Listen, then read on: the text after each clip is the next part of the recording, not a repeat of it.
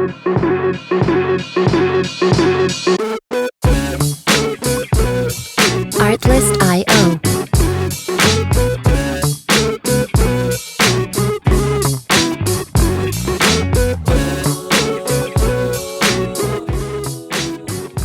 Hello, and welcome to Rainbow Dreamcatcher, the Love Podcast. My name is Nilla. I'm a licensed marriage and family therapist and relationship coach, and I travel the world helping individuals learn the skills they need to have happy and healthy relationships. And I'm Big Sexy, her loving husband and co-host, here to provide levity. So thank you all for sending us your questions. We're going to start with another listener question today. But before we get started, if you have a question about relationships, about types of relationships, styles of relationships, challenges in relationships, or if you just want to tell us about your relationship story, take a moment and send us an email to rainbowdreamcatchertlp@gmail.com. Or you can reach out to us on Facebook, Instagram. And Instagram, X. we are, kind of. X, I think we have something on X. We're on Threads. All the things, Threads. Guys. Check us out. Just Rainbow look for Dreamcatcher.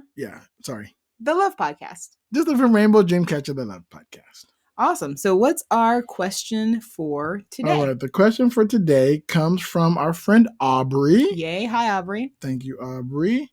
And Aubrey asks, every time my partner and I talk about politics, we end up in a fight. It is to the point we had to take this topic off the table entirely. How can I talk about a triggering topic and stay cool-headed? Well, Aubrey, thank you for that question. That's a doozy. And I appreciate the easy out, because at the end you said triggering topics, and that's a much broader topic. But I actually think it's important that we take some time to talk a little bit about politics, specifically like your specific politic question and that particular triggering topic, because it has become such a prominent part of every facet of our lives, right, including our intimate partnerships, in ways that I don't think it really intersected with other generations. I think that there's a huge level of political stress. Now, a lot of this depends on how politically engaged you are. Now, I know I tend to be very, very politically engaged. And I tend to not. Keeping up with stuff. I am following things. I'm often, I'm not sharing things because I'm not so much on social media politically anymore. I think that's maybe a place that became too stressful for me. Right. But in other ways, I'm very, very active politically, and you're not. No, I get my politics from late night comedy shows, and I catch the news every now and then. I vote every, voting season. We do. We sit down every single election. But I'm not big on, I don't follow a lot of the politics except for what's, in the zeitgeist, and, it's draining. It's difficult, but I do, I'm not outwardly political, as it were. I do have my beliefs, and my, I go a certain way, and I usually vote a certain way. But overall, no, I wouldn't describe myself. If you were to ask if somebody asks you for 5 adjectives about Big Sexy, political would not be in one of them. Okay. Yeah. So no, you're not political. That's correct. A nice, long, podcastian answer to a very simple question. No. Well, you're one of the few. They just did a study. The American Psychological Association just did a study specifically dealing with stress in America. Okay.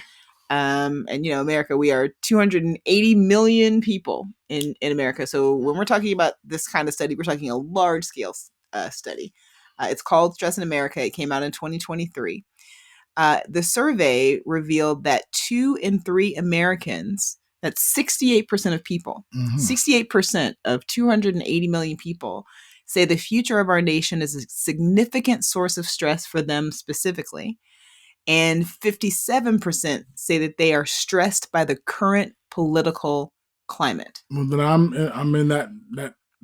You're in the minority. No, I'm in the majority. Oh, you're stressed by it. Oh, I'm stressed by it. Oh, Yeah, okay. All right. I'm just not. You just don't participate. Right. Okay. Right. All right. Well, it stresses me out a bit. Okay. All right. Let's see. 59% of participants said that they were stressed out by the fact that politicians aren't talking about things that are most important to them. I'm in that percentile.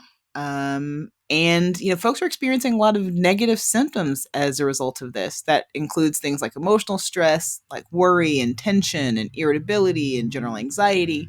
People are having physical symptoms, headaches, insomnia, lots of stomach issues, other kinds of somatic or physical reactions. Maybe that's why I'm having a little bit of case of the bubble guts. Oh, because God. Of politics. I did not. What? Okay. So, I don't even know. This is okay. So here's the thing. Low to moderate levels of stress are good. High levels of stress and chronic stress are not good for folks. And those don't sound good. We are experiencing a lot of political stress. So I think it is important to talk about how we discuss politics with our partners. So let's talk a little bit about what to do when you have political differences in just some very practical terms, right? The first thing is to really understand your expectations for what kind of engagement you want to have with your partner and try to find some common ground. Okay.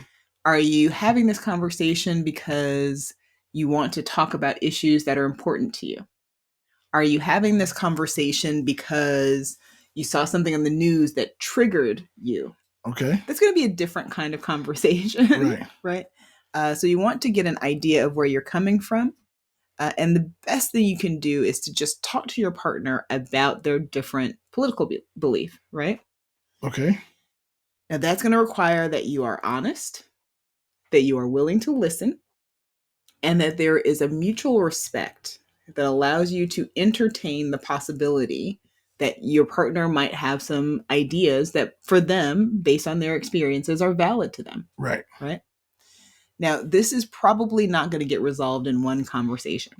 Right. So if I'm going to entertain this, the first thing I want to do is to do this at the very start of a relationship as quickly as I can. And then I want to have these ongoing conversations. It's the way that we can figure out how to talk without offering judgment to each other. It also helps us to determine what the areas of flexibility are. Okay. Very few of us, at least early in our lives, are very calcified or hardened in our beliefs. Some older folks kind of tend to get that way over time. I think we're like trees where when we're young, we are flexible. We kind of are able to shift with the breeze. And move. And as you get older, you become much more rigid. It's much more difficult to shift to different ways of thinking. But you can figure out if there's any kind of overlap, either about the problem that you're trying to solve, even if you're coming to different conclusions about that and how to solve that, about how folks' experiences have informed their decisions. And you want to allow them the space to hold and have the argument, right? Not to fight with them, but to understand the decision tree that brought them to the space that they're at now. Okay. Right. Now, I think the more difficult thing I've seen over time is when folks start out with the same political beliefs and then they shift over time. Oof. They change over time. That is a really, really tough space to be in because, like, I don't know, people are allowed to change. Right. People are going to grow. And the politics, like politics change. Politics change. If you were, a staunch whatever, and then their policies changed, you might go, well, our policies no longer align. They no longer align, and you have to first be honest and vulnerable to acknowledge that. The other thing is that as people change at differing rates. Right. So it's not necessarily that our political beliefs may not ever coincide anymore. It's just that one person has shifted, and it's important for the person whose views have changed to be mindful that their partner may not be caught up with them Right. in whatever direction. And again, we're not taking any political side here. I think folks who know me know my politics. Same. So you want to make sure again that you're trying to find some common ground if you can. So now here's some questions you can ask your partner to start to help to get an understanding of whatever their belief is. Ask them what this position means to them, right? So let's say, for example, I am having a conversation with someone who has a very staunch anti-abortion stance, which is true in a lot of my family system, right? I want to know what values and experiences have led them to feel and think this way. Right. I want to actually understand what's informing what they believe. What do they need out of this position? What are they wanting from this position? And in having that kind of conversation, you have an opportunity to start to understand the common ground, not to try to seek it out, right? Like we're not going on a needle hunt here, right? But I think that you find the more that you talk to people, the more common ground you're going to have, right? The challenge is when it starts to hurt the relationship. Right. Now, I've lost friends, right, as a result of differences in politics, especially around, during, and after the pandemic. There were a lot of breakages, I think, and fractures in relationship. I'm sorry, I cut you off. Say that. I was gonna say something along the lines of this thing that my brain is currently working on remembering. Did I distract you? I'm so sorry. When I was going to say that in those asking those questions, and I have the reason I wasn't kind of worried about it, I feel we're going to get into this later, is what happens when you get the answer to those questions, right? And there isn't common ground. Okay, so here's the thing. It's really about how these things are delivered. And there's two different ways. The first thing we're going to talk about is, let's say it's just a genuine political difference, right? You want to notice if you are feeling criticized or feel like your partner is treating you with contempt around these political views. Right. That's an indicator that they're really unwilling to accept your perspective as one that is different.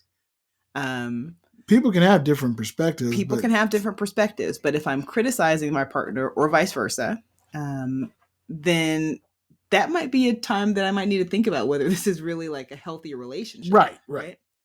It just may not be compatible. Well, yeah. I mean, those are toxic behaviors. They can cause really irreparable harm. And if your non-negotiables oppose each other, then you might need to figure out, like, can we find middle ground, or do we need to be separate as a result of this? All relationships come to these crossroads where we determine, is this a person I can continue this journey with? Right. And sometimes the answer will be yes, and sometimes the answer will be no. I just try to emphasize to folks that you want to be sure to be honest with your partner, even if you feel like they don't accept what you're saying. What you don't want to get into is a situation where someone is hiding or minimizing or silencing themselves, right? Because then you're not actually really present in the relationship. Right. And that causes a lot of damage too. The other, I don't know where the word use case is coming to me, but the other thing that I think we have to talk about are folks that have been manipulated by propaganda. Okay, so and like that's a different thing. Somebody watching whatever, listening to this podcast or that podcast. That is, that's tough to deal with. Yeah, that the is whole QAnon phenomenon. QAnon is part of that phenomenon. There's, sovereign citizenship is part of that phenomenon. Right. That's a long-standing one. That's been around for at least 100 years. I think the sovereign citizen movement that's been picking up steam since like the 70s or 80s, really. And recently, a lot of folks in the Black community. Shocking to me. Well, But, whatever. It spreads. Propaganda gonna do what propaganda do. Well, and that's the thing. If you find that your partner is acting out negatively in ways that are affecting life beyond your relationship, that's actually really serious. Yeah. Right? So for those kinds of things, you want to look for the potential warning signs that your partner has been influenced by propaganda. They suddenly start integrating politics into more and more of their conversations, to the exclusion of other topics. Right. They exhibit anger in a way that feels either unnecessary or over the top or even frightening. Around politics in particular, they spend a lot of time or increasing amounts of time alone in chat rooms, watching videos, reading message boards, specifically surrounding these kinds of newfound ideas. They have the sudden urge to go to Washington, D.C. Oh in my January gosh. at some point Stop in time. it. You're going to get me canceled. Your partner starts to make friends with people online. I guess that's the January 6th thing, right? See? And people with where the only thing they hold in common are their political beliefs, right? So these are folks that they otherwise, like, your partner, have nothing in common. They would otherwise have nothing in common with these folks, but suddenly we have this common political bond. This person doesn't even like bowling. Right. And then also, folks just start talking about conspiracy theories on a regular basis. And I leave it to you to consider, to decide what you consider to be a conspiracy theory. I'm not going to argue that point here. This is not a conspiracy theory podcast. Yeah, it's relationship. And whatever your relationship is with conspiracy theories, I get it. I understand. Some are fun. Like, I like the fun ones. And here's the thing. Listen, everybody holds some conspiracy theories. Yeah, folks think, listen, governments are shady, y'all. We know governments are shady. Right. So, like, the universe there are conspiracies, but who knows? I don't know. We don't have any way to disprove or prove them, so I don't engage them. So here's what you do, right? Here's what you do. If you do find that someone that you love is being impacted negatively by propaganda, the first thing you want to do is not shame them. Right. You don't want them to feel like they are ignorant or stupid for believing propaganda, even if it is something that you find to be utterly ridiculous. It's hard. It's very hard. You don't want to try to overwhelm them with counter evidence. The thought is that folks will, if I just give them the information, if I just debunk these ideas, then they will have come to some different understanding. But that's not really a way to hold a conversation with the person. Right. That's not really a way to engage change or flexibility with the person. Like, I've never had, I can't say never, but I think it's a really rare experience for someone to send me an article that they found meaningful and have it change my life too. Oh, gotcha. Right. So, curating different articles and overwhelming them with counter evidence is probably not the best way to help to connect with them and find strategies for conversations that work. What you do want to do is just ask genuine questions that promote critical thinking, right? So don't tell them that they're wrong. Just ask them questions about some of the belief that you find, questionable. So if they come to you and say, hey, listen, I have decided after doing all of this research online that the earth is flat, you can point out that it's actually called the atmosphere. Right. Not the atmo flat, you guys. It's not the atmos flat. It's not the atmos flat. So you want to, that's terrible. Don't shame them. Don't shame, but a little bit of humor can go a long way. And just tell them that you'd be more receptive. Fox is making an appearance. As he usually does right around this time. You're going to get a lot more traction telling them that you'd be more receptive to hearing more about it. But ask them to have the same level of openness with you. Right.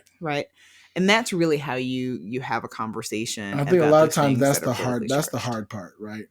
Sometimes the person who has those beliefs and the conspiracy theories in their head, they are not willing to entertain the idea that they may be wrong. Right? Yeah. There's also some practical things that you can think about before having this conversation, especially when those conversations become really emotionally charged. Aubrey, specifically to the idea that, like, we can't even talk about this anymore. The first thing you want to do is find a time and a place where you both feel safe and relaxed, where you both feel safe, you both feel at ease, and choose a time when you're in the right headspace to have that kind of conversation. You can also set some rules and boundaries about how you talk about politics.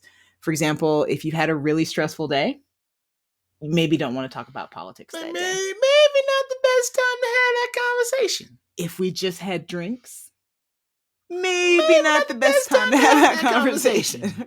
Right? And if you don't feel like you can have a conversation that is meaningful and supportive, that might be then the time to reach out for professional help. Right. Right. We're not perfect, and it's important sometimes to get guidance. Going to therapy gives folks a neutral space. Going to coaching gives folks a neutral space that allows them to build skills, and to get some outside insight as to the kinds of stress that this is placing on your relationship. Right. So if you go through kind of like all the steps, we're going to try to find some common ground. We're going to offer each other respect. We're going to treat each other with curiosity and engagement.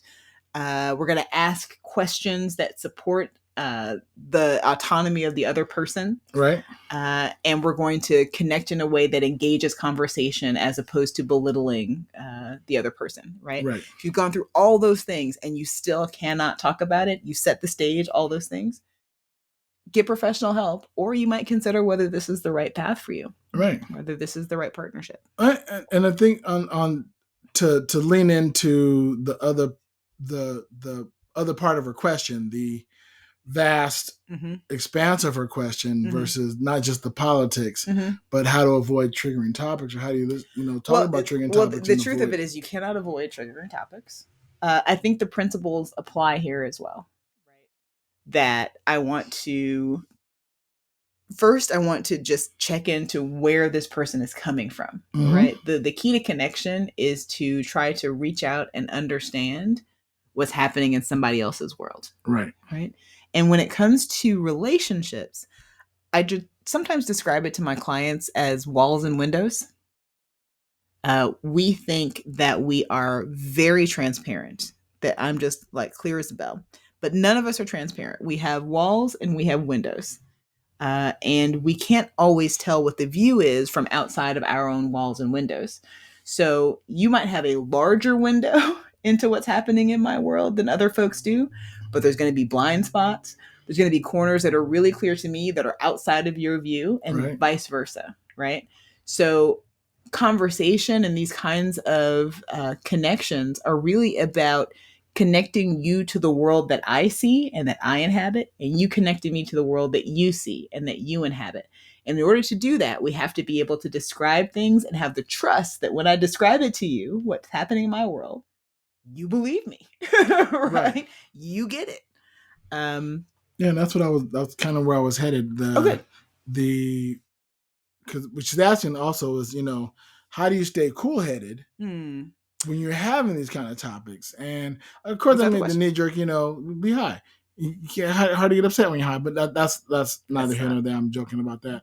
The one of the best ways to stay cool-headed, one, is already be in a space of having a cool head, right? Don't feel charged. Don't go into a conversation already upset. Yeah, right. Don't go into a conversation already upset. Right. Time, place, and manner. But also be curious. Right, as you said, right? Like, inquire why they feel that way. Go into the conversation try entering the conversation without wanting to make a point. Like, I don't have a point to make here. I just want to understand where you're coming from. And then once you have a clear understanding where that person's coming from, or they've said their piece, drop it. Let it go. For that point in time. Let it go. Hopefully you have a partner who also wants to engage in a dialogue without blowing up or getting upset.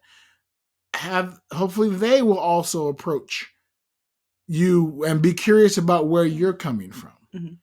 And that conversation is just from your point of view, just so you two have an understanding of one another, will help in any future communications, or understand that this is not, you're right, there's not something we can really talk about. We just differ here. I respect your opinion, you respect my opinion, we just differ.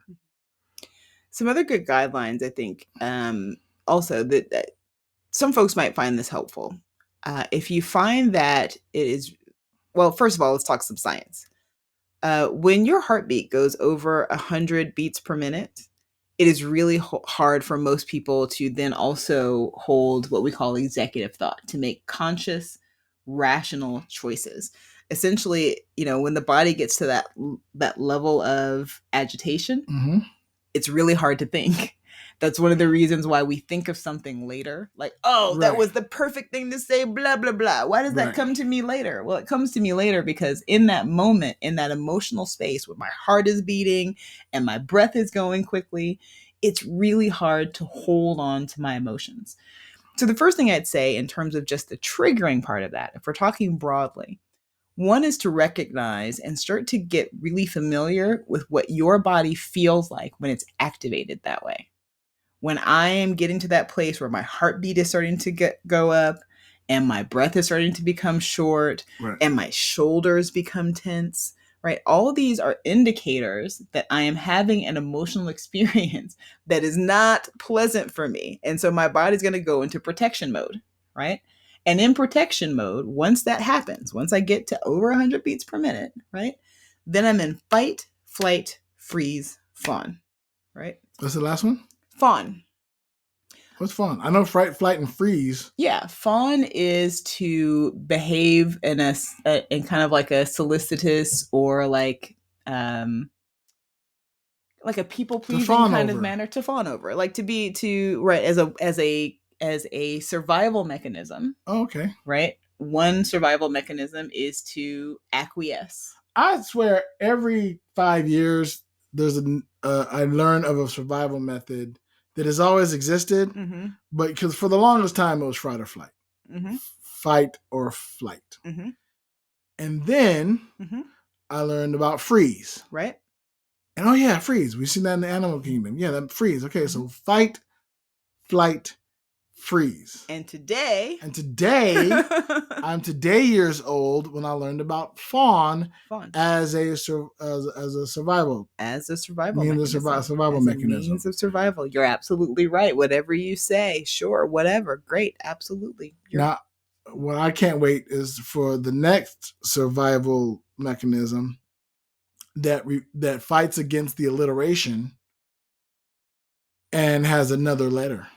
I don't think that's gonna happen. You think all survival mechanism has to start with the letter it's gonna be all F? Fs. All right. Yeah, I think it'll be all Fs. All right. Fair. That might be it. Fair. Fight, flight, freeze, fawn. Fair. So yeah. So the first thing I would say, if you really want to, there are things you can do in the moment, but there are things you can do preventatively to help to learn more about and have that kind of awareness. Okay. The first and best thing, and if you do not do this, I understand it's not for everybody, but it is for most people. Take some time and do some observational meditation. Observational meditation being the kind of meditation that does not take me through a thought process, like I'm walking through the trees and I am seeing an ocean, all of which is great. I like that kind of meditation too. But the kind of observational meditation is just one that breathes and observes what is happening in different spaces in my body. So, observational meditation takes about 5 to 7 minutes. You can, we'll link a resource down below to the UCLA free meditation center, pre-recorded meditations. They are really great. They are, as in the title, free. And they are, I think, translated into maybe, 20 or 30 different languages. Ooh, that's cool. So if English is not your first language and you would like to try observational meditation, go on ahead and take a look at the link below. There are a lot of benefits to observational meditation, but the primary benefit is that I start to get an understanding of how my body feels without the requirement to react to something in the moment. Okay. So if I am sitting down at the same time every day for 5 minutes and just checking into my breathing, what's happening in my body, what's happening in the temperature, do I feel any tightness, am I in any pain, what's happening in my life, what's happening in my world, 5 minutes, just observe what happens. I'm going to start to get a good idea of how my body responds in different settings and situations, right? In ways that I didn't know before. That's so helpful in relationship because part of the challenge of being in a relationship is that I have to handle both the other person's emotional exchanges and engagements and my own emotional exchanges and engagements. I can't know the other person ahead of time. The only person I can know ahead of time is me. Yep, makes sense. So meditation, 5 minutes a day, consistently, it's going to reduce my level of anxiety. It's going to reduce my level of stress.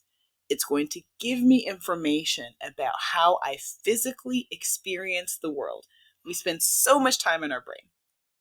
I always tell folks it feels like, and I'm going to date myself because there's got to be a better movie for this, but everybody has seen some version of Men in Black. Okay. In the first version of Men in Black, there is this teeny tiny little alien that is inside of a big body. He sits up here in the head. Uh-huh. And, I think he's one of the good guys. But yeah, he's just a regular alien. He's just a regular alien.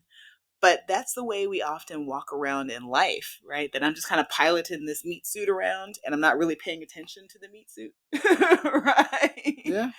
And you really want to pay attention to the meat suit. It gives you so much information. It tells you so much about your environment, and so much of what happens in your emotional world is experienced through your physical sensation. So that if I am feeling nervous, I can say that I feel it in my stomach. Okay. Right? That's not my imagination. That's my actual stomach. Right? It's why it's really hard to be happy when I have a stomach ache. It's really hard to laugh when my stomach hurts, because there are certain emotional centers to how we experience the world, and we interpret them that way. Right. So I get a stomach ache and I don't go, oh, great, stomach ache, good news. Everything good in the world, right? Bellyache. Right. I interpret that sensation. The thing about it is we recognize the extremes, but we need to get fine-tuned at the nuance and really get to understand, how do I feel in my body? How do I sit in my body? Right? What happens when I wake up and I'm just not in a good mood? Which happens, folks, to everybody. Just wake up and just not happy, or dare say sad or depressed. Right. No particular reason. Depression is nothing real. Particularly wrong. Mood shifts are real. Sure, mood shifts are real. All that happens. Well, I want to just check into what that feels like in my body. What's that like? So I don't get blindsided when that emotion happens again. I'm giving myself good information. How often should you do those kind of meditations? It's not so much about the amount or frequency as it is about the consistency. You will see benefits as long as you are practicing consistently. For folks who really want to work on anxiety and panic, if you're having a struggle with anxiety, worry, or panic, for me, that's an intensive intervention. So I would do that maybe 5 days a week for 5 to 7 minutes.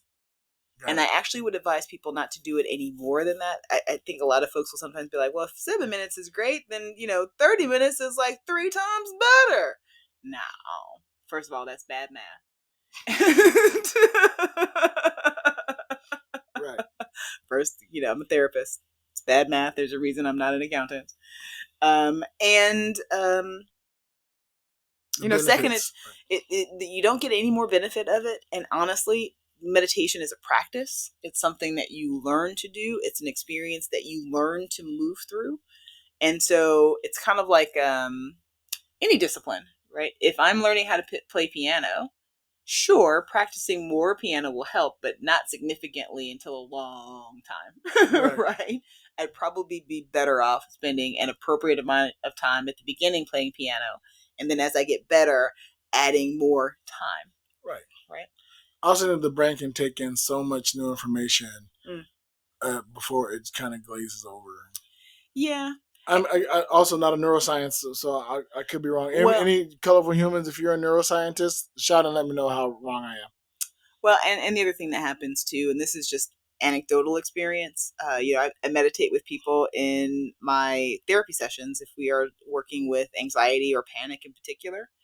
And I find that after about 7 or 8 minutes, when people's mind starts to wander in a way that is not productive, that is not observational, it sometimes after 10 or 15 minutes moves folks from a cycle of calm back to anxiety. Right.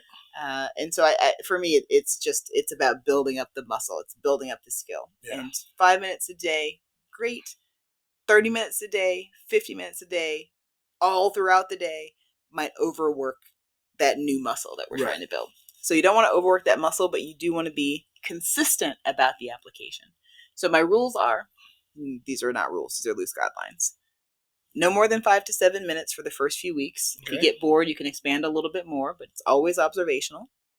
The focus and anchor should always be about breathing, whichever type you choose. You want to allow your mind to wander and then come back to observing what's happening in my body. Okay, what do you mean by what types of breathing you choose? What types of breathing? Oh, there are different kinds of breathing. There are different kinds of meditations you can do. There is breathing to help excite the body. There is breathing to help relax the body. Okay. There's a lot of work around the polyvagal nerve, around how to, the polyvagal nerve. Polyvagal nerve is the biggest nerve in your body. Okay. It starts at your brainstem. Okay. It comes down your brainstem. It wraps around your vocal cords. It comes down to the center of your chest, and then it actually branches out to several different organs. Got it. So the polyvagal nerve is actually responsible for your respiration, your heart rate, so that if you are, like if you run, let's say you run a marathon, your heart speeds up, your breathing speeds up, right? You sweat. Right. The polyvagal nerve controls those mechanisms. Got it. Now, when you're running, that makes sense, right? When you're anxious and I'm not running and my heart rate, right? It's the same nerve. Same nerve. It just doesn't make sense to me. Right. You can actually address that nerve directly. And we're talking about neuroscientists, if you work in a cardiology office, they will confirm this, that if you can manipulate the polyvagal nerve in a way to help calm the body. Okay. So the kind of a low intensity way to do that is to just do a very deep throated hum, like an om sound, to vibrate the vocal cords in a way that massages the nerve. So it's literally like deep in the throat. Right? That will start to calm the nerve. And as folks do that, that's part of the reason that those chants are the effective. Gregarian chants and all the different chants. Right. Yeah. Because it stimulates that nerve in a way that reduces the heart rate and reduces respiration. The polyvagal nerve, yeah. If you're having a heart attack or your heart is racing uncontrollably, one thing that they will do in a cardiology department or a cardiology ward in like the emergency room is they will have you hold your nose and close your mouth and then pop your ears like you're on an airplane. Okay. If you do that a couple times, your heart rate drops. Oh, interesting. Don't do that if you have health issues, guys. Read the disclaimer below. We put this for educational purposes only. But if you talk to a cardiologist, that's something that actually it's actually something that's very well known. Right. So there are different ways that you can physically shift anxiety. Okay. And panic in particular. The other way is SSRI uptake inhibitors, which is outside of my scope. Right.